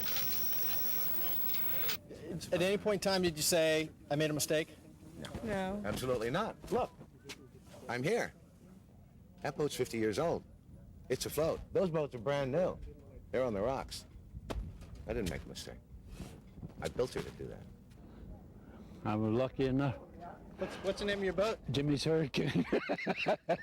Jimmy's Hurricane. God almighty. I wanted to point out something else that we saw earlier in the day as well. In Florida City, there's been a lot of talk about these monkeys that have escaped here in South Florida as a result of the storm. And we found them this afternoon in a field near Florida City. A couple of law enforcement officers told us that they'd spotted them. We went out looking in the field, and yes, indeed, you can see them scampering along here. We've heard from police and other people that say that these things can be carrying hepatitis and possibly AIDS virus, and said to, if you see them, shoot them. All right, and he did. He did. He took 2 shots at him, and there was another one with him that got away. Stand on any corner in South Dade, and this is what you see. People driving cars that under any other circumstances would be considered undrivable. They are bruised, they are battered, they are bandaged. But for most people, this is their only link to the outside world. Not only is the windshield missing in that one, they have a little less headroom.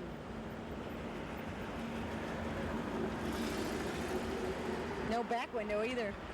The front end of that thing, that must have taken a tree. A convertible, no top, no front. Not much left of that one. Look at this landscaping truck. Clearly something ended up on top of it during the storm. The guy barely has a windshield, though he still has a smile on his face. And the camper that he's carrying behind that thing obviously spent most of the storm on its side. That's a working vehicle.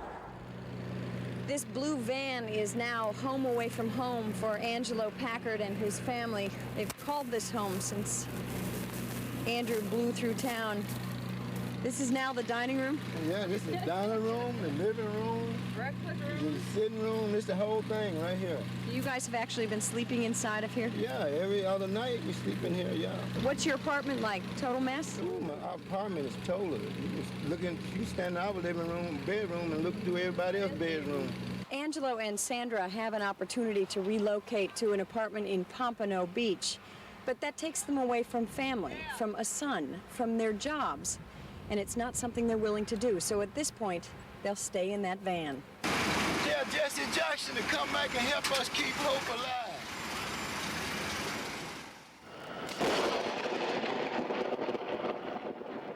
Take a look out here. The rain is starting to kick up again. We came out about 5 minutes ago because things have subsided a little bit. Carlos, if you can, take a look at my feet. Look at how much standing water there is. And I mean, for the last half hour, 45 minutes, it has been coming down relentless. You got to remember, most of the roofs down here are gone. So whatever contents people have not been able to salvage yet, now they're getting just dumped on. This rain, like I said. This is a mess. This is the second day in a row that these poor people have faced a huge onslaught of rain. In fact,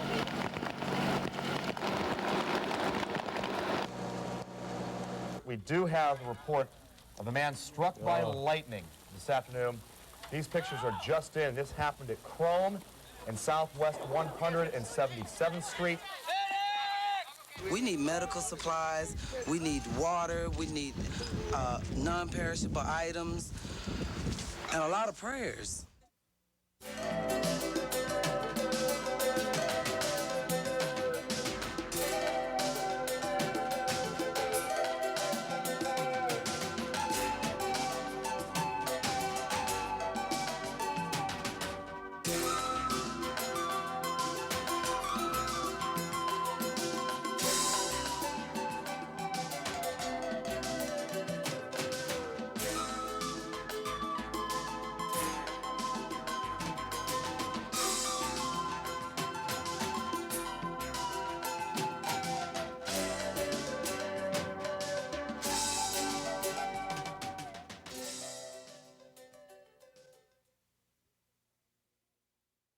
These are the kinds of stories we're talking about. Neighbors like Paul and Pam who are basically just sharing their resources.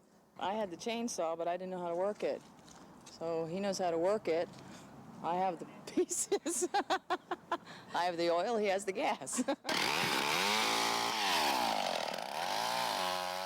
I'm meeting a lot of neighbors I didn't know.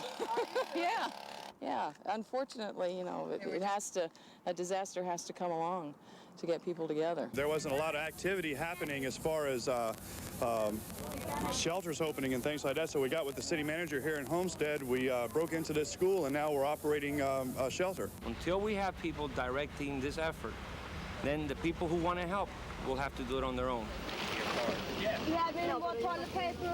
Wipes or one of the baby wipes? Okay. I mean, we put together 3 of us, our church, our construction company, and we just decided we're going to give it to people that really look like they needed it, so we weren't going to worry about the danger, that we were going to go ahead, that we were just going to, here, there you are, that we were just going to go ahead and bring it down and get it to the people we needed. People were saying that the stuff wasn't getting out to them because they couldn't get to the shopping centers, and we decided we're just going to get it straight to them, so that's what we've been doing. Good luck to you. All right, bye-bye. You need anything? Who needs Pampers? I do. Water, diapers. There's a lot of like newborn babies down here and they have no diapers. And this is like the first time anybody's been here, apparently, from what these people are saying. We just came down with a load of stuff. This is our second trip down. And wherever we go, people come running after us for water. So just when you think you've seen it all, then among the ruins, more superhumans, among them Camille and Michael Giraldi. In the center of all this, Camille Giraldi, adoptive mother of 24 needy kids, she's trying to hold it together.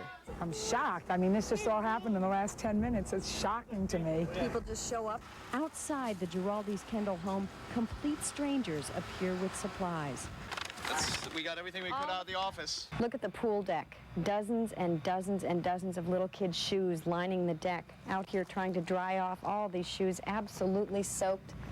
It's going to be days before these kids can put them on. Camille's not at all fazed about that. She's letting them run around barefoot. Over here, the wheelchairs, the strollers, all of them out here drying. This thing got hit by insulation. And the ventilation machines, they're brought out here because the ceiling above them collapsed. There were 3 kids who had serious breathing problems during the storm. Those 3 kids are now at the hospital. Holding her newest son, 2-week-old Sonny, Camille tells us she's called all kinds of state agencies for help, but they've failed her so far. It is the people, total strangers, who've come to help. So there's so many needy people, so many people in need of so many things. It's mind-boggling, and those of us who can help, those of us who only have the inconvenience of no power and no water and maybe some water on our rugs, we really need to understand that there's a lot of people who have it a lot worse than us. You know, I'm very fortunate. I only went one day without anything to eat. And I got my electric back on last night, and I said, okay, I'm fine. Let me come home. The boxes are heavy. Hundreds of people have been showing up here at the Broward Mall and Plantation, bringing all of their non-perishable goods, their water, their baby food, their diapers, everything they can get their hands on, they're bringing from their own homes to share with the people in Dade County. I was really blessed. You feel lucky that we weren't hit, and that's why you're here? You bet. Sure am. I feel sorry for the other people. It's an anonymous check made in the amount of $10,000. $10,000. That incidentally brings our total now to over $17,000. A little girl came up and said, I want to give my doll. You know, doing the Y100 Channel 4 drive, you get to balance and offset the darker side of some of the things that are going on. You get to see so many people step forward, and you realize that there's a lot more goodness than there are scoundrels running around out there. This is what is happening. People are walking up and saying, I have a truck. Where do you want me to drive it to? How can I get it filled up with stuff? One of the most wonderful things that we have heard about is that Wayne Huizenga, who of course is the chairman of Blockbuster Video, has come forward and said, hey, let's get some corporations together and give some major bucks.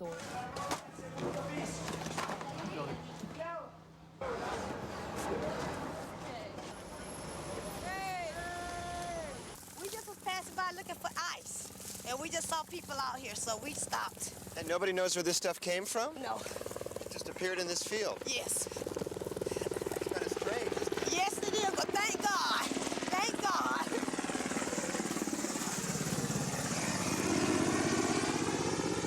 What is it that motivated you this time? People, my town. You are your brother's keeper. You are. Look at me, sir.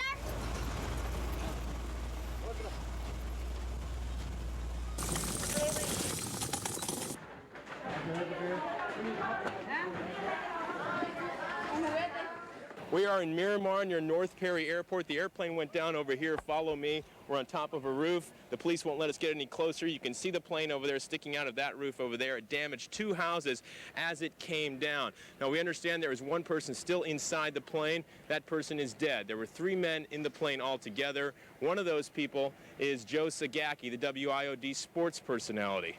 Obviously, Hurricane Andrew is still wreaking havoc on South Florida. Indirectly, at least. These people were on their way to Homestead. It was a relief flight. We had organized a relief effort to bring food down to the migrant farm workers in far southwest Dade, and we had loaded up the planes, and I took off first, and then I got down to Homestead, and his plane didn't show up. The 2 deaths in the volunteer airlift brutally demonstrated what we've been gradually realizing for 3 days now. That although the volunteer relief effort was incredible, it simply was not going to be enough. I can tell you that you won't be left to pick up the pieces by yourselves. There's nowhere to go. They're going to raid our place, what we got left. And we got nobody to help us board up everything. They told you to go to City Hall? Yeah, so we're gonna go try to get some answers from there. We're doing it for our kids, you know, because we can't let them go hungry. The only thing I got is what I got on my back, and I brought a blanket and a pillow and my medication, thank goodness. So that's all I got. Some of us have been here since 8 o'clock this morning trying to get the food out to these people. It's been red tape, it's been this, it's been that. And let me tell you, hurricanes don't follow rules. We had a guy come up a little while ago who was really upset, who said, hey, sundown's coming. I live over in a residence just down the street, and why don't they come over and protect my house? Right now, we're working with limited assets. Had a little bit of difficulty getting guardsmen into the area. Where are they to help us, the Americans, that pay the taxes, that do the things, that follow the rules, that help everybody else in the world? Where are they when we need the help? We're in the day 3 of the hurricane. If you're so dadgum smart about how to do this thing, you better come down here and do it. Are you frustrated, Governor? I'm frustrated when people say, why haven't you fixed this? Right, but I mean, you have to... The Army can build a city in the day, I hear. The Army took care of the whole Persian Gulf in 3 days. How long did it take the Army to plan for that before they went in there? I've seen more dadgum work done in a shorter period of time than I've ever seen in my life, and the naysayers are out there, you know, griping and saying that you should have done it a different way. Come help us. Do it a different way. I need help.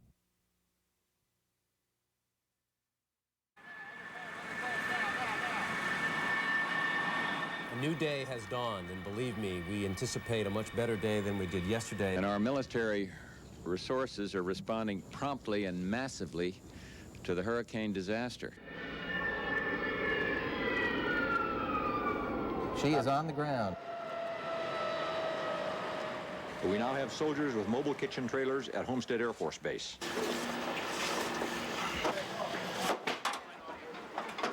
This is going to serve lunch today. Contracts have been let for 6 million more gallons of water. This is a marked improvement from what we saw just 24 hours ago.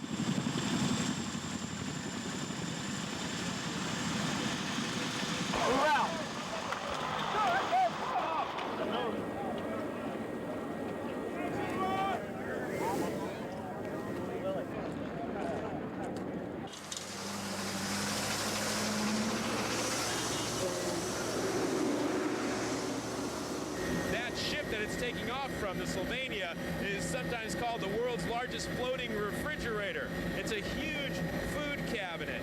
4 of these helicopters are flying non-stop, 8 in the morning to dusk, coming over here, picking up loads like that you see there, and then heading over to the Army field kitchen.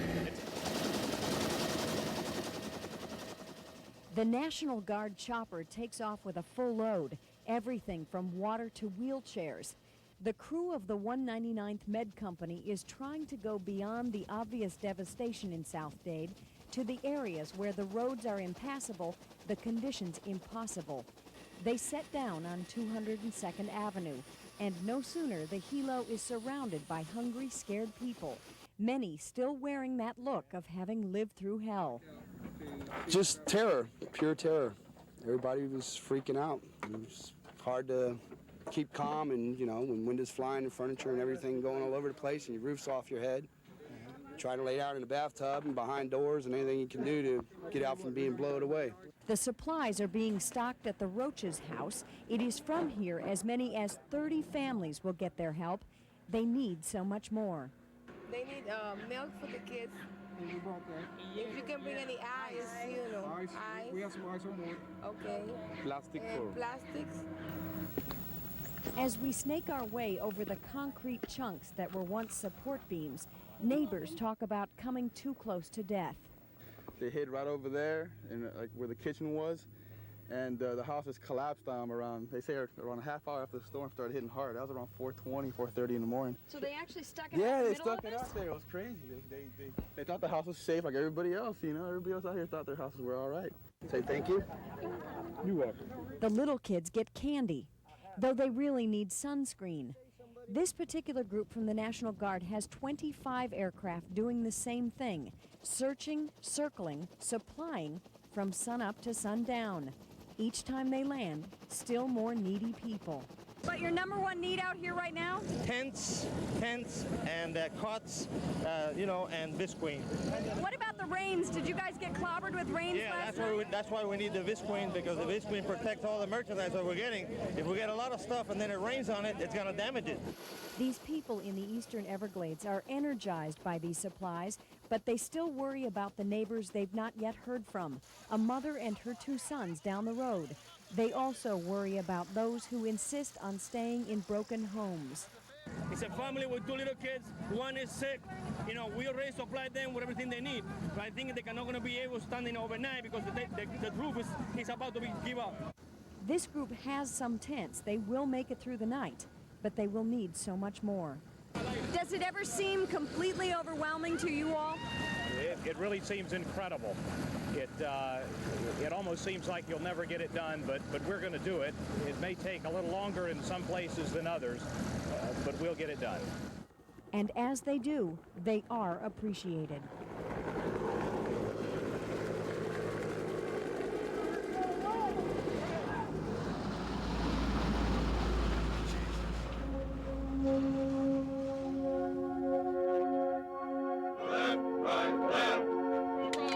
Feels good seeing all these people come through and really helping out the people. They have no food and their homes are all busted down, and just glad to help them out down here. One more, I think it's going to be about all.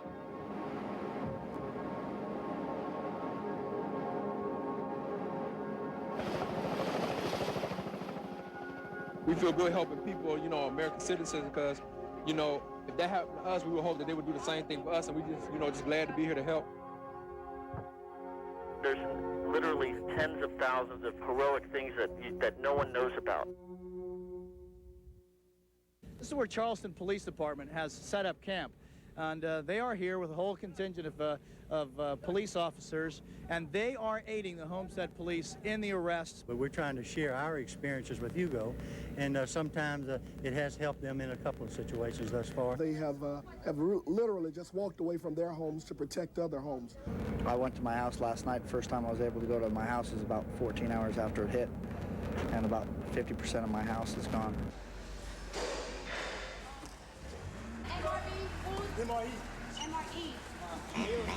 So rescue workers from Orlando and dog teams from Jacksonville pour over what remains of this trailer park, tearing into the debris, hoping against hope that if someone is here, they might still be alive. These crews are coming from all over the southeastern part of the United States, 800 of them. Looks like a military It does. A convoy. Approximately 700,000 homes and businesses have now been returned to service after the first day of the devastation left by Hurricane Andrew.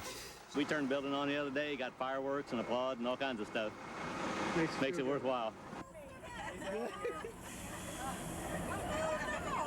How'd it go, man? That's pretty ridiculous, isn't it? Many of South Florida's irreplaceable community treasures were damaged or destroyed by Hurricane Andrew. Some may come back and be even better, but others were lost forever.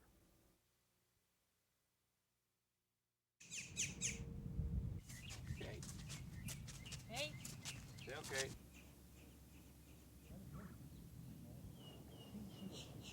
We're taking a look at Metro Zoo. All the trees have been defoliated. You're looking at some sticks sticking up out of the ground, many of them snapped over. Supposedly stress tested to 150-mile-an-hour winds, which is obviously not the case anymore. And when you walk in here, it just overwhelms you. A lot of the keepers here used to call this paradise because that's what it used to be. You could come in here and just unwind, and now it's just an absolute destruction area. It looks like an atomic bomb went off in here. And I believe that Metro Zoo is going to be better than it ever was. Maybe not as beautiful right away because you can't grow trees in a day, but it's going to be better because it's really more than ever going to be the people's zoo. They're the ones who are rebuilding it. Everything we're doing now is being done through the people, what they're giving us. We don't know exactly where they're going, possibly to other bases either in Florida or in Georgia, but they are blasting off right now in advance of Hurricane Andrew. It looks like an Air Force base that one might imagine was involved in some kind of a nuclear blast. I mean, the damage here is just almost beyond description. I mean, every single facility here has some major structural damage to it. Certainly the mission that this base has performed is one that has been focused on the Caribbean and on Cuba for decades now. I don't think anybody can argue that the mission is any less today because the storm went through. The question is going to be, do we have the resources at this time to reconstitute the base and keep it involved in its original mission?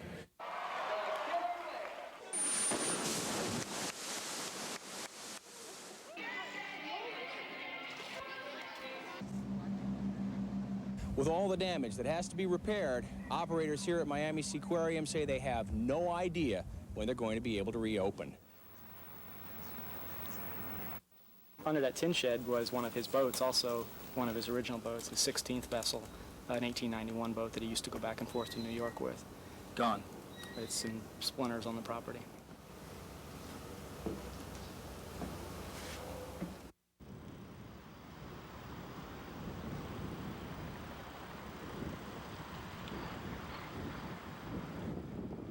It's really a piece of history completely lost here. It's something we will never see again.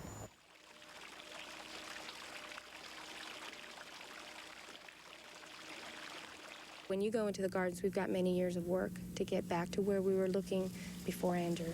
But we're here and we'll be back. We made it through pretty good, I'd say.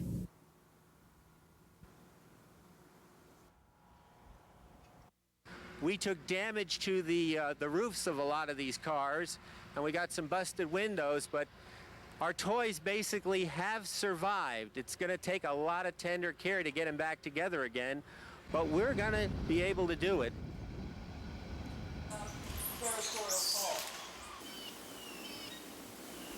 So where do you go from here? Well, we're going to start from scratch. We're feeding the animals. We're keeping them well. After we get the animals, paths cut to the animals that we can reach them and get them to the point where they're psychologically healthy and well, and get them calmed down. Then we're going to clean up the paths so that we can start repairing.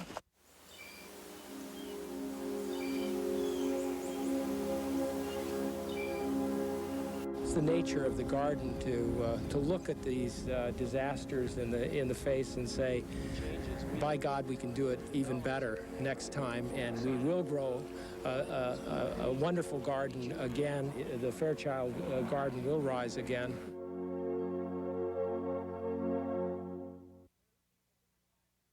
We're looking at the different kinds of construction of these homes. And what was it you were saying? Well, there's actually three gradations of things here. Over here we have the CBS type construction with tile roofs, right here. Next over here we have the mobile home park and the manufactured home park. And then next over there we have the wood frame construction of the country walk area. And you just look at the gradation. Look at the gradation. And even within the concrete block structures. If you notice around here to the right, if you can swing around to the right a little bit now, if Paul can swing just to the right, you can see the concrete block structures over there with the red roofs over there. I don't think even a tile is missing. So there must be something different between how that complex was built as compared to one that's across the street. Right. And clearly, much difference between the damage here, here, and here. Yeah, it's incredible. If you look back there, look at that. There's a whole complex that looks absolutely perfect. And right across the street, you see a complex that obviously there was some kind of deficiency in the way the roofs were put on, because while the walls all stood up fine, there's a lot of windows out and the roofs obviously came off. Bob, did you ever think it would be this bad? No, I did not. I don't think any of us comprehended this. I've looked at hurricane damage ever since I've been involved in the game, and certainly back in 1969, the Camille incident. Certainly areas of Camille is as bad as this, but as widespread as this, no, there's nothing to compare to this. Well, the winds, when they get up to the order this hurricane was sustained about 140, and gusts may have been up to 150, 170, 175 or so. That's just like a tornado, except it's not a tornado that's a block wide, it's a tornado that's 25 miles wide or so. Clearly, it's a difference in construction. They did not experience any different condition in this mobile home park or this park over here or Country Walk than that complex did right over there, and yet tremendous difference in the damage that was done. For just a few percent in the cost of construction of a building, we'd had the kind of buildings that were over there, and we'd instead of this $15 to $20 billion in a loss, it would have been far, far less. And those people that my own secretary that had to go through this thing with construction that failed around her, and my family, fortunately, were out of this area, but those people that had to go through that, there's no excuse for that. We should have been doing something about this a long time ago. At first sight, this damage is unbelievable, but then when you think about it, this is the outside wall. This is the outside wall. It's supposed to protect you from the elements. This is supposed to protect you from a hurricane. It's just a thin sheet, almost like paneling. In fact, that's probably the way you would describe it. Nailed directly to the studs. There is a sheet of fiberboard in there. Yeah, that's what we're talking about. This is something in a good grip. I think I could probably break myself. I mean, what kind of winds is this supposed to be? 120 miles per hour is what the county inspector said. Yeah, the design wind speeds are for 120 miles per hour in this county, but that won't cut it. But this won't cut 120 miles an hour? No. What would it cut? I have no idea, but it's a lot less than that. 100, maybe. Keep going. Keep going down. Down. 90. This is Hurricane Ed. Hurricane Ed just destroyed this house. Just destroyed the house. That's great. Hurricane Ed. Lennar is out there trying to put on this facelift because they don't want everybody to see their hurricane damage. Who bulldozed your driveway? Man, I just went over there. This man right down, I could take you down the cul-de-sac, and they have specific orders to go. There's heavy machinery graded across my driveway. Driveways, and when you see my cul-de-sac, we're talking about there's a heap of my garbage in the cul-de-sac. This man in the green hat here, the chartreuse hat, is the one who told me the exact order he got.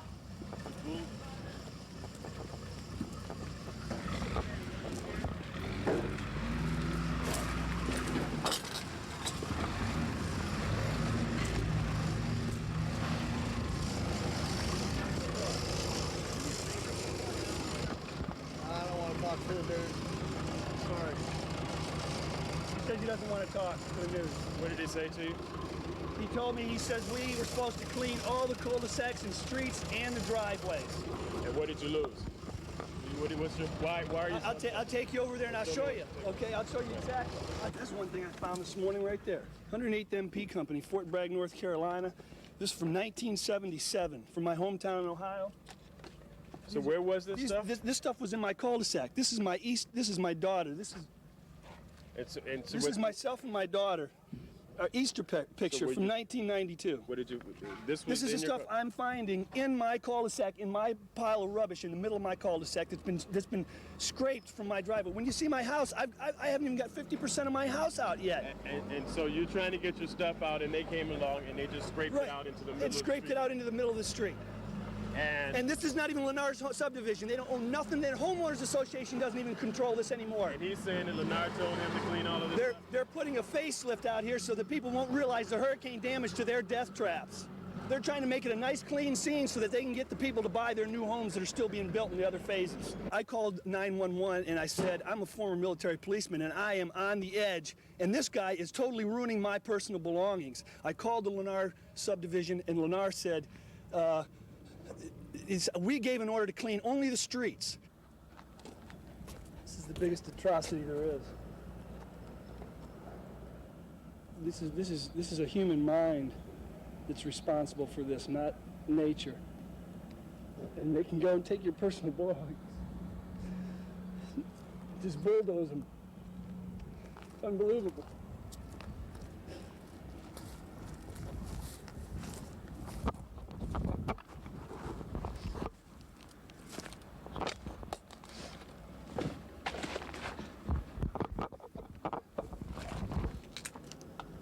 Found that over there in the pile.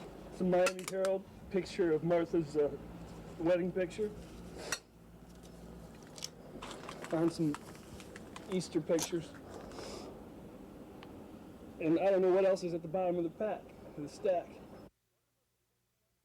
One of the most important questions that's being asked in the aftermath of this storm is, why did some neighborhoods suffer so much damage and others so little? We're in Country Walk, very hard-hit neighborhood in Southwest Dade, with Dr. Wen Chang of the University of Miami.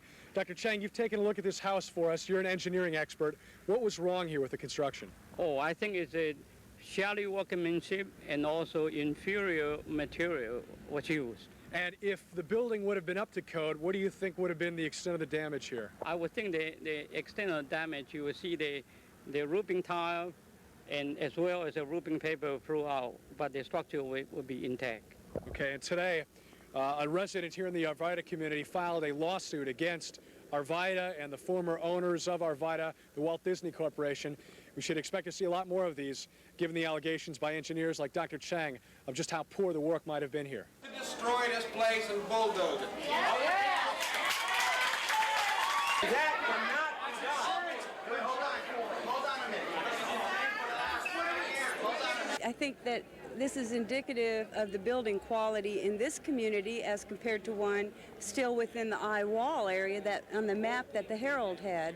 It's poor, it appears to be poor quality, and we can't get any answers from them. And those answers might be a long time coming. But as we sift through the debris of the broken homes and the broken lives that Andrew left behind, what have we learned? Well, we've learned that we can live through this, both as individuals and as a community. We lost some people to Andrew. Let's hope with a little more education, a little more work, that we won't lose anybody the next time. We can learn to build a better city here, to build better buildings and to build better bonds between people. That process has already started. What didn't we learn? We didn't learn the high-rise lesson. We don't know what would have happened if that intense core part of the storm had hit Brickell Avenue, or Aventura, or Hallandale, or Hollywood, or up to Pompano Beach. All those high-rise condos with all those unprotected windows. We don't know what would have happened if that intense part of the storm had hit those areas. We also don't know what would have happened if that intense core part of the storm had hit downtown Miami or downtown Fort Lauderdale, the economic centers of our region. What would have happened to the long-term economy of this area if all those jobs had been lost? We just don't know. We have fears for the next time. We're afraid too many people are going to try and leave, to evacuate to Orlando or Fort Myers on the Turnpike or Tamiami Trail or Alligator Alley. That thousands of people will get caught in their cars trying to get out of here, and then the storm might veer off just a little bit and hit where they are, and there'll be too much traffic, and they'll be trapped there in their cars, the worst place they can possibly be. We need to thank lots of people. We need to thank the people that came from all over the world to help us here. We need to especially thank those people that came from South Carolina.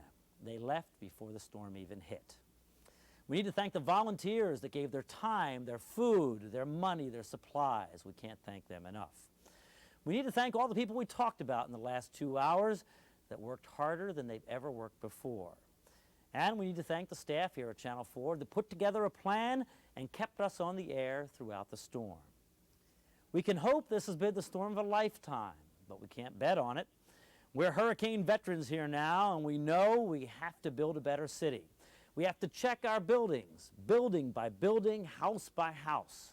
We need to be sure that they're ready for the next time a storm comes along. We know the quality of the people here now. We know their spirit. And we can hope the spirit stays with us as we rebuild South Florida together. Somebody prayed for me. Took a little time and prayed for me. I'm so glad they prayed. I'm so glad they prayed for me. Say thank you. I got some extra. You need some more paper products? Yeah. All right. What do you got? Thank you all. Bye-bye.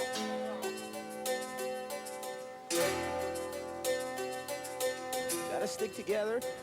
Make the best of thing. You know, this thing ain't gonna kick my butt, or it shouldn't kick nobody else's, but, you know, we still have our life. We still have our, you know, our dignity and all that. So we make the best of it, stick together, and I'm sure we'll get out of here, because I'm going to be living in the same place, you know, and I'm going to come back, and everybody else should come back. Where do you go from here?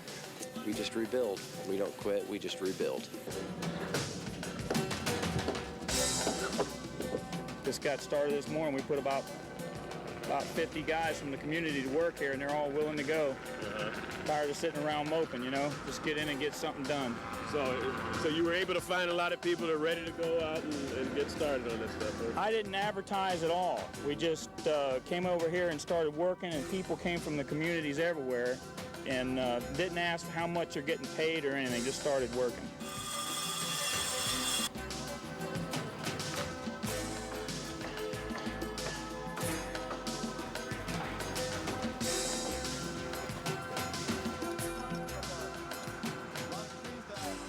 We just got power back this afternoon. How long has it been? 7 days. 7 days. 7 long, miserable days. On Tonight, we're going to turn it up really cold and get a good night's sleep. Finally. Yes. Finally.